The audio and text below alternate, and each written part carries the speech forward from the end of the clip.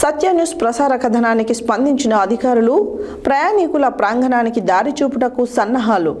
నాంపల్లి మండల పరిధిలోని జాన్తండా స్టేజ్ వద్ద ఆక్రమణకు గురైన బస్సు షెల్టర్ ప్రయాణికులకు తప్పని ఇక్కట్లు అని సత్య న్యూస్ ఛానల్లో శుక్రవారం ప్రసారమైన కథనానికి స్పందించిన అధికారులు తక్షణమే ప్రయాణికులకు బస్సు షెల్టర్లోకి వెళ్లడానికి దారి చూపుటకు సన్నాహాలు సిద్ధం చేశారు. సత్య న్యూస్ ప్రసార కథనానికి స్పందించిన అధికారులు ప్రయాణికుల ప్రాంగణానికి దారి చూపుటకు సన్నాహకాలు.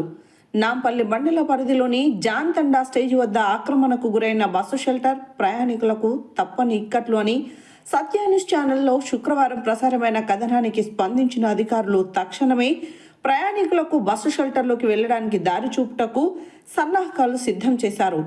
నాంపల్లి తహసీల్దార్ గుగులోతు దేవసింగ్ ఆదేశాల మేరకు నాంపల్లి మండల సర్వేయర్ రాణా ప్రతాప్ జాన్తండా స్టేజ్ వద్ద ఆక్రమణకు గురైన బస్సు షెల్టర్ సంఘటనా స్థలాన్ని పరిశీలించారు.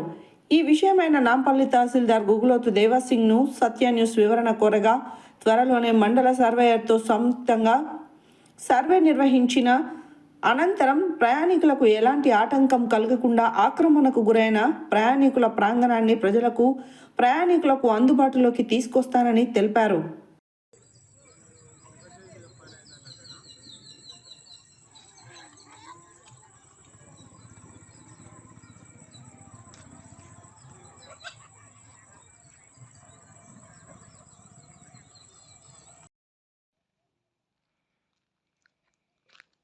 అప్పుడు పొలం అంటే అది బస్ స్టాండ్ ఎందుకు కట్టవచ్చు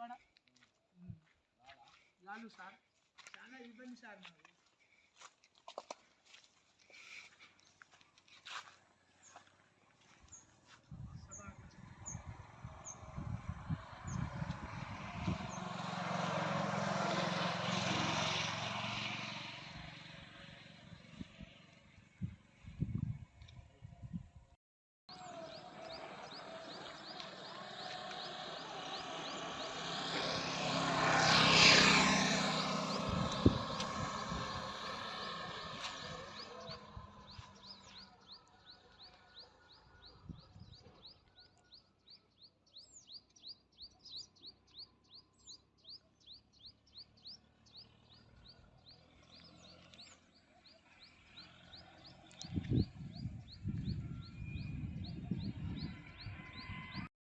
ఏం పేరు నీ పేరు? నా పేరు లాలు.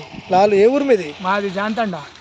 ఇప్పుడు మీకు ఎటన్నా పోయి వచ్చినప్పుడు కూర్చుంటేందుకు మరి ఆ బస్ స్టాండ్ ఇబ్బంది అవుతుందా? మాకు ఇబ్బంది, చాలా ఇబ్బంది అవుతుంది మాకు. ఎందుకంటే ఇక్కడ కూర్చోవాలంటే ఇక్కడ నీడ లేదు, ఈ బస్ స్టాప్ లేదు, వర్షం వచ్చిన ఇబ్బంది, మాకు చాలా ఇబ్బంది ఉంది సార్ మాకు ఇక్కడ. అంటే ఇప్పుడు ఆ బస్ స్టాండ్ లో పోతేందుకు దారి లేదా మీకు? లేదు, దారి లేదు, మొత్తం పొలమే అది.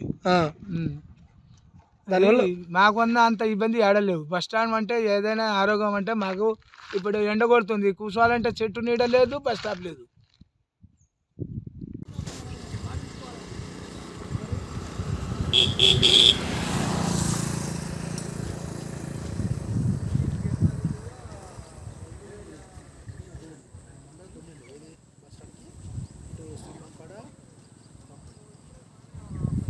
అవునవును, నేను గతంలో సబ్స్టేషన్ కోసం